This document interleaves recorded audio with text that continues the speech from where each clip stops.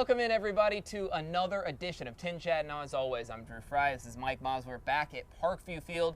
Team just wrapped up a 3-game series on the road. They've got a 6-game road series coming up this week, but we just got a beautiful view down here. The left field line, we've got the whole ballpark, the field behind us. We're getting to enjoy some nice weather. Hopefully, TinCaps get to enjoy that when they head on the road this week. And they head out to Cedar Rapids, Iowa. It's the furthermost western city in the Midwest League. A true road trip. After coming from Eastlake, Ohio, which is the easternmost city Yep. in the Midwest League. Little Cross four-hour drive between Fort Wayne and suburban Cleveland. Roughly, you're looking at 7 hours at least going to Cedar Rapids. A lot of travel this and week. going to be a lot of travel. Yep. The team came back after the game on Sunday, and I think that was a wise move. Yeah, just to be able to reset for a bit. Yeah, and as we're taping this on the off day on Monday, Right. I guarantee you there's nobody going to be over in the batting cages across the way. I know there are a few of the guys that like to play golf, and I think they might. Most everyone was going to be sleeping in, I do believe. Yes, this is the type of day to just relax, maybe watch some television, give your body a rest, give your mind a rest, and then get back to baseball on Tuesday. But the brain trust is still hard at work. Of course, I'm talking about, Lucas Ray and Thomas Eshelman primarily. Mendez as well. Trying to set the table, if you will, getting prepared for this upcoming series with Cedar Rapids. And we were briefly talking before we turned the camera on. Colonels are the first half Western Division champs. They, like Right. West Michigan, have their playoff ticket already punched. Everyone else trying to play for, in essence, 2 spots. Yes, and the TinCaps are still in that pole position, which is weird because they're just over 500, but pretty much everyone in the Midwest League East at this point is within a few games of each other. Yeah, TinCaps are 13-11, half game ahead of Great Lakes, who comes to town next week. That'll be a big and series. we'll talk about that next week. Yep. Lake County, who's the team Fort Wayne just played, 1 game back at 12-12. Lansing is 11-13 in the second half. Dayton still brings up the rear as they did in half number 1. They're 7-15, but Dayton is playing better than they did at the outset of the season. Yes, and with so much season still to go, no one's truly out of it at this point. It just takes a hot streak, and Dayton's right back in the mix. And we look ahead to this week with Cedar Rapids. We mentioned the Colonels are already in the playoffs. They're somewhat coasting, if you will, in the second half. Right. They're tied for second. That's true. With Still a Quad talented Cities, team. who they beat by a game for the first half division title. Yes. But they all both trail Beloit. Right. The Sky Carp of all people, 15-8 as Great name, they enter play this week. I think it beats the Snappers. Yeah. And before it was the Snappers, it was the Beloit Brewers. Back in the day when one Prince Fielder, I remember Prince. son of Cecil, Uh-huh. played first base He was entertaining. in Beloit. Oh, geez. And he delighted some fans here at Memorial Stadium, which is where Beloit played when the Wizards played back then. But Beloit's on top in the West in the second half. West Michigan still rules the roost in the East, but again, Doesn't matter. Whitecaps are playing with house money. Exactly. And as you mentioned, by the numbers and by the situation, Fort Wayne still Yes. number uno. If the season ended today. If the season ended today, but we both know that's not the case because I believe there are still, 42 games left. A lot of baseball to still be A played. lot of baseball. Yep. A lot of it here at Parkview Field, but this is a stretch right now where the TinCaps are on a 9 road games all in a row there, which I think is the second longest of the season that they've been through. Right, and the TinCaps for the entire season are below 500 after Sunday's loss. Right. 44-45. They're even at home, 24-24. They're 20-21 on the road. A tough series against Lake County coming off the break. Yes. A series in which the TinCaps had the lead in each of the 3 games that were played. Yeah. Unfortunately, they only were able to come away with 1 win. Right. An exciting win on Saturday night where, for the first time this year, TinCaps had to play what we like to call bonus baseball. Yep. Some free baseball. Jaden Taylor extra called innings. it free baseball. Everyone will look at it, yeah. First extra inning game of the year. Right, which is crazy to think we've made it this far without any extra inning games. Because so many have come down to the wire. They just haven't needed that extra time yet. And wouldn't you know it, it was a leadoff double in the 10th inning where you had what a lot of people call the ghost runner Right. at second base. And that double, I believe it was by DeVries. I could be wrong. Yes, yeah, it was Leo. Once again, the late game heroics. Had the double, which brought in what proved to be the winning run. Thanks in large part to an outstanding relief performance by the one and only Garrett Hawkins. We'll talk more about him in a moment. The history he's making right now. Oh, and how. But Hawk pitched 2 innings. He faced 6 batters. He retired all 6 batters. There was that ghost runner for the captains that started at the bottom of the 10th. Yes. He was stranded at second base, became a statue, if you will. Yep. But Hawk pitched well, got the win. He's 7-1, record-wise. That's an impressive record, especially as a reliever. I believe he's 6 for 6 in save opportunities. Yeah. And that secured the win on Saturday. Unfortunately, Fort Wayne lost on Friday 4-2. Right. And that was Brandon Butterworth led off that game, led off the second half basically with a home run. Yeah. Leadoff batter on the road, so before the other team was even able to get their bat swinging, Butterworth took the lead for the TinCaps. The Lake County got it back, and that was pretty much the end of the fun. And then on Sunday, it was a back and forth affair. It was. Captain scored the first 2 runs of the game. TinCaps tied it. TinCaps put a 3-spot up on the board to go up 5-2. Right. Then became 5-3, 5-4. Then it was tied. And then in the bottom of the, I believe it was the 8th inning. Mm-hmm. Yeah, in the late innings there. When Lake County took the lead, and the TinCaps bats once again, forgive me for using this phrase, they went into the witness protection program. Right. As a team in the 3-game series in suburban Cleveland, Fort Wayne batted a combined 165, 16 hits in 97 at-bats. Yeah, that's not going to cut it. They did have 5 extra base hits, 3 doubles, and 2 home runs, but they only scored 10 runs in the 3-game series. Right. They were outscored 13-10. They were out-hit. I believe it was, I'll get my cheat sheet real quick. Of course. 23-16. Fort Wayne committed 5 errors as opposed to Lake County's 1. Each team stranded 21 runners on the bases. But the key stat, and my friends Jaden and Andy talked about it in the post-game show on Sunday. Yes. 3-game series. Runners in scoring position. That clutch factor. That means runners in second or third or both. Right. With less than 2 outs. Yep. Fort Wayne just 4 of 32 in the 3-game series. Lake County not much better, 7 for 31, but the captains won 2 of the 3 games. Exactly. So and they could have won all 3 if not for DeVries stepping up and having that clutch hit. Yes. That's the thing. DeVries has shown that. I mean, a lot of these players, Butterworth, another one, have shown that clutch gene, that it's in there. But the problem that I think we keep seeing with this TinCaps team is the consistency is the big word, obviously. But it's being able to consistently hit and to hit with runners on base. It's one thing to get a 2-out single in the 6th inning and, you know, nothing really happens from it. This team can get on base, but a lot of times through the free pass, and that is great to lead off an inning, but that's not going to bring runners home very often. Sunday's game alone, TinCaps left 2 runners on base in the 1st. They left the bases loaded in the 2nd. Right. You squander those opportunities, and it's starting to become a pattern. It's a pattern, and I don't have the official number. I will, in front of the camera, I will try to do some homework for next week's show. Oh, yeah. TinCaps are the worst team in the league with runners, hitting with runners in scoring position. Right.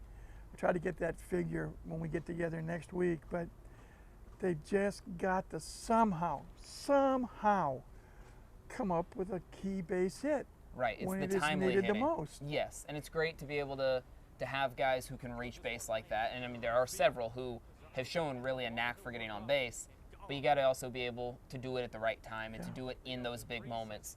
And we've seen a couple guys can, but not consistently enough to get this team over the edge. And right now, if we had to pick a couple of players, one person I would pick Braden Carpathios.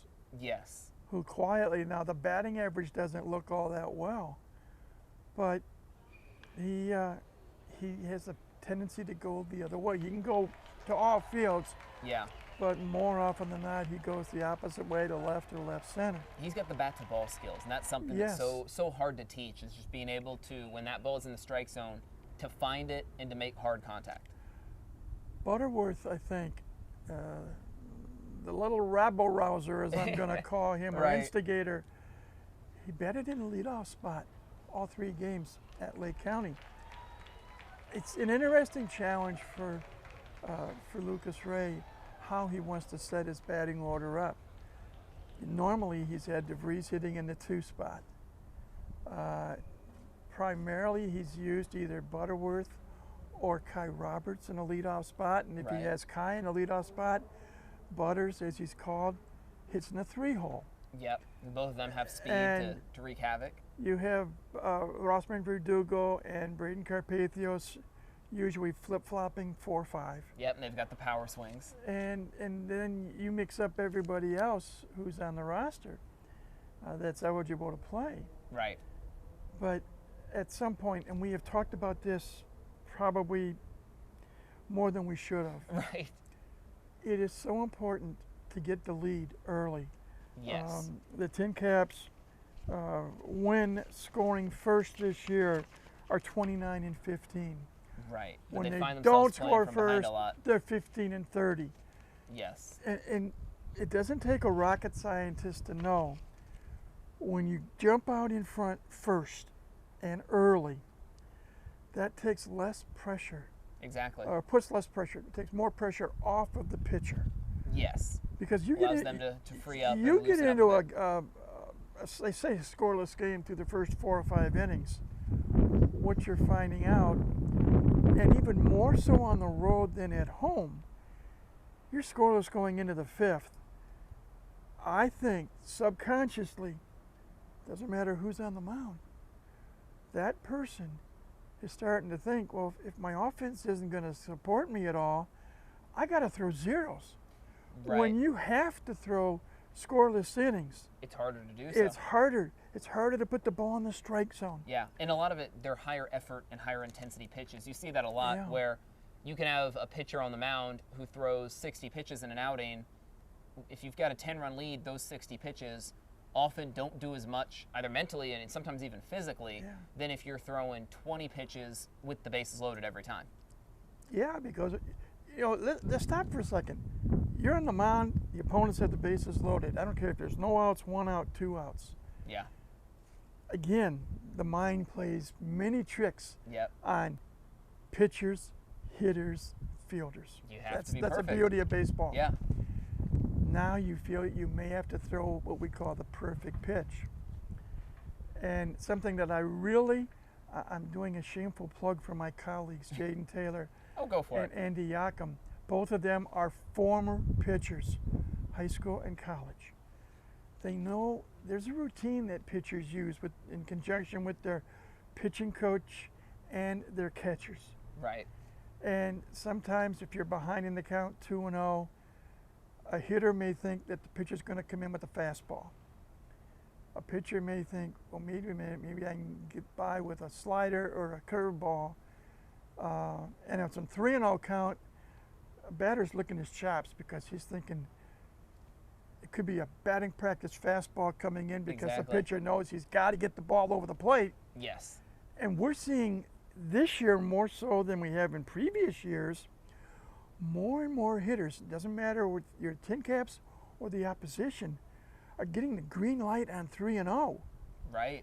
I blame former TinCap Fernando Tatis I knew Jr. you were going to say that. Yep. You and I both, I think, recall what he did a short while back with the Padres Yes. when he was at the plate and had a 3-0 count, and everybody in the house thought he was going to take the pitch, and instead he jacks it out of the ballpark for a home run.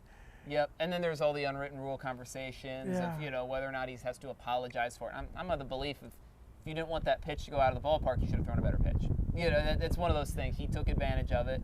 He's doing his best for his career, for his season, for his team, and that's sort of the mindset that I think we're starting to see a lot more of that, a lot more of the sort of individual mindset of, well, not only individual, but team mindset of you do what's best for your team regardless of how the other team is going to respond to the theatrics of it. Well, this gets back to Cedar Rapids for a couple of moments. Yeah. We mentioned when the Colonels were here in Fort Wayne earlier in the season, the team split 6 games. Now it's Fort Wayne's turn to get the first at bat coming up starting Tuesday. The opportunity, I have felt, and again, you look at the record, the TinCaps 24-24 at home, 20-21 on the road. It's my belief that when they come to the plate with an aggressive manner, they perform better. They attack pitches. Right. They, more often than not, they are looking for a certain pitch or a certain zone on the first or second pitch of the at-bat. When they think aggressively, I think they do better. And they're going to have to do that against Cedar Rapids. Yeah. Because we're at the part of the schedule, Drew, it doesn't matter who the opponent is the rest of the way. Right. We're going You have to win. We're going to see Cedar Rapids, who has the best record in the West, second best record in the league this week. Right. Great Lakes, a game behind Fort Wayne in the second half standings. Yep. West Michigan around the corner. They'll be here. We're playing West Michigan not once but twice. 6 here, 6 on the road to wrap up the season. Right. Dayton will come here for the final home series of the season. Fort Wayne still gets 6 more cracks at the South Bend Cubs over at Four Winds Field the second week of August. Yeah, all the games are important So at this point. every game, Yes. doesn't matter what place the team is in the standings. Yeah.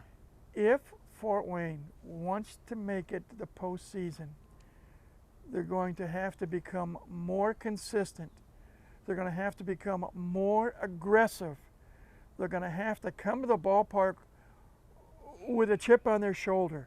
Yes. We are the better team. Doesn't matter whether it's the Colonels, the Loons, the Cubs, the Dragons, the Whitecaps, whatever, whomever. Fort Wayne has to come to the ballpark feeling we're going to win. We're going to take whatever we need to take to get the win. And it doesn't matter whether we're playing West Michigan or your favorites, the Los Angeles Dodgers, or my favorites, the Detroit Tigers. Yeah. Every player at the professional level, doesn't matter what level, rookie ball, low A, high A, double A, triple A, Yeah. you have pride. Yes. You're playing with purpose. You want to impress what I call the brass or the front office of the team that drafted you or signed you. So you want to put all this in a bottle and hope that the correct genie comes out of that bottle. Regardless of the situation, you want to make sure that you're the one you want making to an take impact. You want to take pride in your performance. Yeah.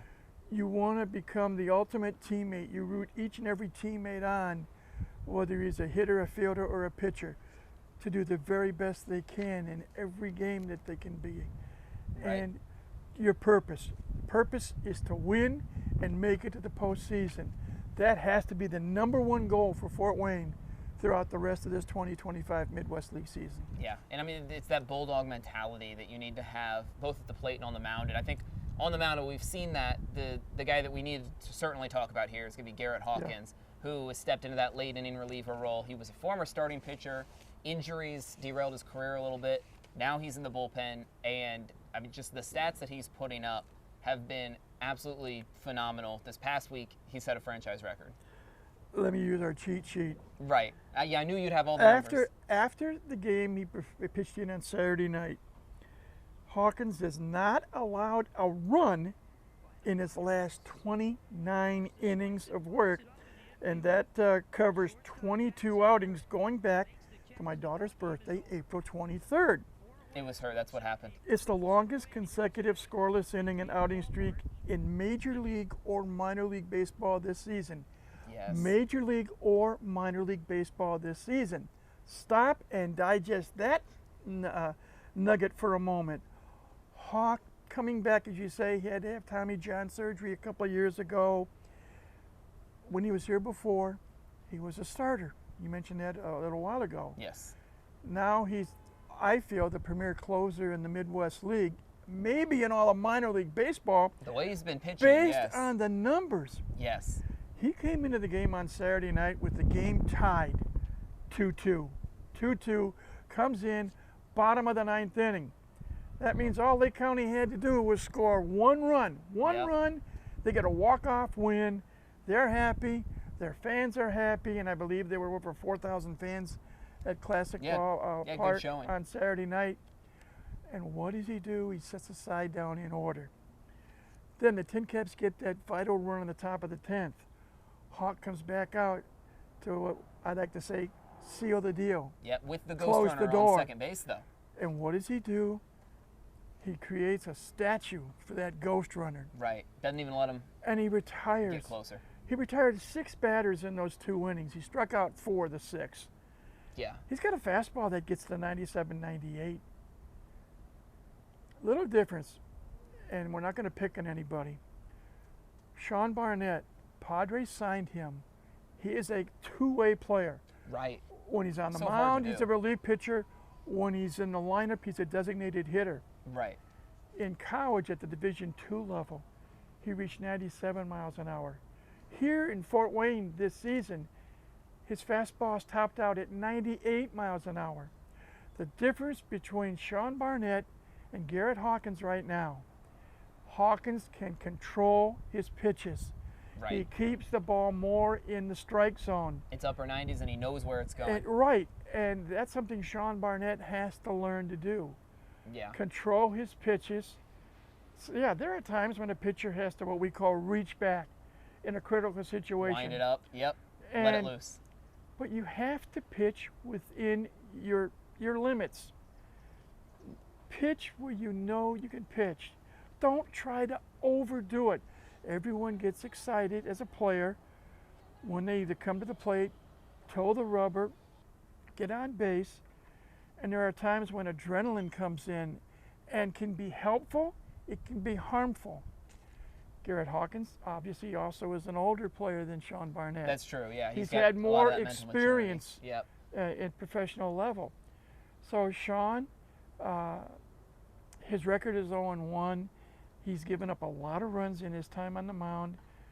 But again, he, as everybody else, is here in Fort Wayne to learn, Exactly. to get better. Each and every day. Yeah. And hopefully he will continue to work as hard as he can. Yeah. And to wrap up that comparison, that's something that Hawkins has shown that he's Yeah. been able to do. Yeah. He was here as a starter. He went through the injury problems. He came back, moved to the bullpen, and he learned. He worked under Thomas Eshelman. He worked under the Padres organization, and he has gotten to that point where he's now seeing the fruits of his labors. 2 other quick numbers for Garrett Hawkins. His earned run average here in 2025 is 1.62. Quite good. He has a .77 whip, and opponents are hitting just 129 against him. 129. It's going to be hard to make any comebacks if he's on the Yeah. mound and with that level of pitching. Yeah. So it's a feather in the hat for Garrett Hawkins. Yes, definitely. And Lucas Ray and Thomas Eshelman, as well as the rest of the Fort Wayne pitching corps, can take comfort and have extra confidence knowing if they run into some trouble, more often than not, Garrett Hawkins can bail them out. And as we say, hopefully secure a TinCap win. Right. But Hawk cannot do it himself. Oh, exactly. He can only pitch so many times in a Leo week. DeVries or Braden Carpathios or Brendan Butterworth or Brendan Durfee. Yep, they're going to need a big None hit. of them can win a game. You cannot win a game 1-on-9. That's the beauty of baseball. You need everybody. Michael Jordan, Kobe Bryant are considered 2 of the greatest basketball players the NBA has ever seen. Yeah. I mean, just from a scoring standpoint. But too. basketball is a 5-man on the floor at one time game. Right. One man cannot beat 5 in basketball. And in basketball, you can shoot every single possession. In baseball, if you get a hit, you got to wait Yeah. 8 more batters before you get another crack at it. It is widely considered that Tom Brady is the greatest quarterback in National Football League history. Go Blue. Brady went to U of M. Of course. However, shout out in there. We talk about you can't beat 1-on-9 in baseball, you can't beat 1-on-5 in basketball, you can't beat 1-on-11 in football, amongst other sports. Yeah. That's where that infamous word teamwork has to come into play. Yes. You have to rely on your own abilities, number one, and on each of your teammates, number two. When you can stir that magical pot and get that combination to work, then you can't be beat. You will win if you all put in your genuine hardest effort and play with one goal in mind. Right. Win. W-I-N. Period. End of sentence. Yeah. And it takes more than just one arm in the bullpen, as we mentioned. There's a lot of different bullpen arms. And that's going to lead us into our question of the week here, is looking at the bullpen as it stands and how integral it has been to the TinCaps' success this past season.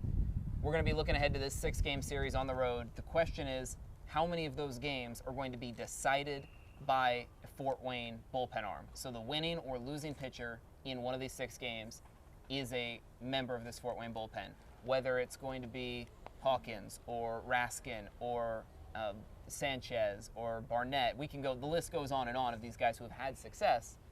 How many times are they going to be the key decision makers? 6-game series coming up. Yes. The 2 best starters, in my opinion, right now, Miguel Mendez, who is really throwing the ball well. He has been. And Eric Yost pitched 5 scoreless innings on Saturday night. And he's got his own streak of consecutive starts where he's going deep into games. I feel those 2 will control not only their own but the TinCaps' destiny in the games that they pitch this coming week. Makes sense. That leaves 4 games. Nothing against the other starters. Of course. But I feel in those other 4 games, it's the bullpen that'll decide whether Fort Wayne comes off the diamond with a W or an L. And the TinCaps really, at this point, as this season is quickly winding down, yeah, they have to win every series the rest of the way.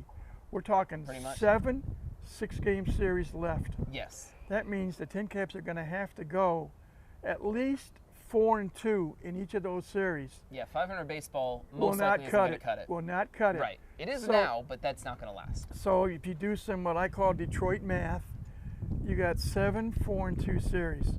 That's 28-14. Add that to the 13-11 that they currently have. Yeah. That's 41 wins and 21 losses. That's 20 games over 500. Right. But it is attainable. It's doable. It definitely It is possible to pull it off. Call me wishful thinking. Call me whatever term you would like to call me. I love this team, and I've loved it from the day I got to work for it, going back to 2002. Right. You've been a part of this organization for so long. They have brought this community so much joy. There have been some heartbreaks, but there have been so much joy making the postseason, winning a Midwest League championship in 2009, finishing runners-up in 2012 and 2017. 28 and 14 the rest of the way is possible. It will take the maximum effort on the part of every player on the roster, right? But it is possible, and the road to 41 starts Tuesday night in Cedar Rapids, Iowa. Yes, it does. So we'll see how all of that plays out. Do we have a final number on how many of these 6 are going to come down? I know you said... Oh, I said 4. You said 4 of the 6. Down to the bullpen. I feel that Mendez and Yost will control their own fate because they've been throwing the ball well. They have been, phenomenally. Miggy, especially in the last month. Yost is a former pitcher of the week in the Midwest League. So I really feel confident in their abilities, maybe more so than the others. Yeah. So by subtraction, 6 minus 2 equals 4. I feel 4 games will be decided by the bullpen. That makes sense. I'm going to go with the 3. I'm going to go with the even half and half. Those 2 definitely can certainly control their own destinies. We've also seen a handful where there might be a low-scoring game in which you have a starting pitcher goes out, 6 innings, 2 runs, ends up getting tagged with a loss anyways. It could flip in any direction. Oh, yeah. I'm going to sit with 3. You go 4. But as we mentioned, those key games, which as we're lined up right now would look like, what, the Wednesday and the Saturday games? Is that the one that would be Mendez and Yost? I don't know if Mendez will pitch Wednesday in Game 2 of the series or Thursday in Game 3. I think normally he has pitched Thursdays, he has pitched Thursday in Game 3 of the series. Yost, who for a long time was the Sunday starter, moved up to is Saturdays. moved to recently, Saturdays, yes. and he pitches in Game 5 of the series. So, assuming the Game 3 and Game 5, Yeah. take the starting pitchers. The other 4 games, pick the bullpen, or you go on 3 and 3. So, Right. It could go in take either your direction. pick. Yeah, exactly. You will be happy no matter who you pick. Oh, of course. And either way, as we've mentioned, each one of these games, no matter who's on the mound, is an important one. Yes. It all comes down to just each and every day. So, exciting stuff. We're looking forward to watching it all. And then the very next week, back at Fort Wayne, back at Parkview Field once again. As the TinCaps will await the arrival of High A affiliate of your Los Angeles Dodgers, the Great Lakes Loons, Yeah. for a 6-game series I'm excited starting to see that one play a out. week from Tuesday. We'll talk more about that Oh, next of week. course. Oh, yeah, no, that'll be a fun one. That is going to do it for us this week, though. Thanks for watching. As always, I'm Drew Fry with Mike Maz. We will see you back here next time. In the meantime, enjoy some TinCaps baseball.